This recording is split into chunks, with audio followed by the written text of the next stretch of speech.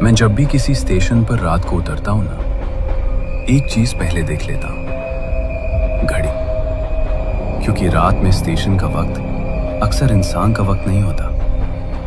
उस रात भी मैं उतरा, छोटा सा स्टेशन, नाम बोर्ड पर लिखा था किशनपुर हॉल्ट।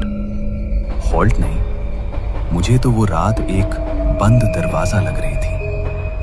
प्लेटफॉर्म पर 2-3 ट्यूबलाइटें जल रही थी, पर रोशनी पूरी नहीं पड़ रही थी, जैसे अंधेरा भी अपनी जगह पर ड्यूटी पर खड़ा हो। मैं अपना बैग संभालते हुए आगे बढ़ा ही था कि एक सीटी फिर से आई, और उस सीटी के तुरंत बाद बिल्कुल मेरे कान के पास एक आवाज, बहुत हल्की, बहुत नॉर्मल, जैसे कोई अपने ही घर का। राघव, चल।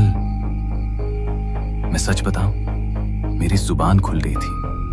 रिफ्लेक्स, आदमी अपना नाम सुने तो पहले हाँ ही निकलता है। मेरे होठ हिलने ही वाले थे कि पता नहीं क्यों मेरी नजर घड़ी पर चली गई, प्लेटफॉर्म की घड़ी। टाइम 9:40। सेकंड की सुई हिल रही थी, पर मिनट का कांटा हिल ही नहीं रहा था। और फिर स्टेशन के पीपल के पेड़ से एक पत्ता टूटकर सीधा मेरे पैर के पास गिरा। मैं उस पत्ते को देख रहा था और आवाज फिर बोली, चल ना, गो। मैं तब समझा, इस स्टेशन पर आवाज हवा की नहीं होती। मैं पहली बार किशनपुर हॉल्ट आया था, काम से। मुझे अगले दिन सुबह एक इंस्पेक्शन करना था और रात को यहीं उतरना पड़ा। मैं इधर उधर देखता हुआ एग्जिट की तरफ बढ़ा।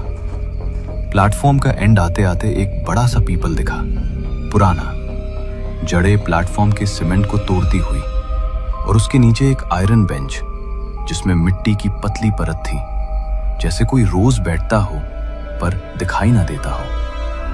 बेंच के पास ही एक बुढ़िया बैठी थी, चुंदरी सर पर, आंखें बिल्कुल सीधी, जैसे वो मुझे ही वेट कर रही हो। बुढ़िया ने बिना मुस्कुराए बोला, नए हो?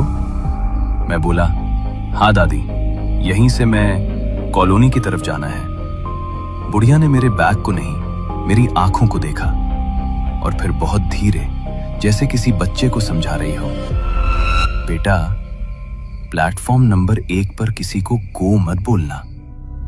मैं हंसा, दादी ये क्या बात हुई? गो बोलने से क्या होता है? बुढ़िया ने एक पल को अपनी उंगली पीपल की जड़ की तरफ की, फिर बोली,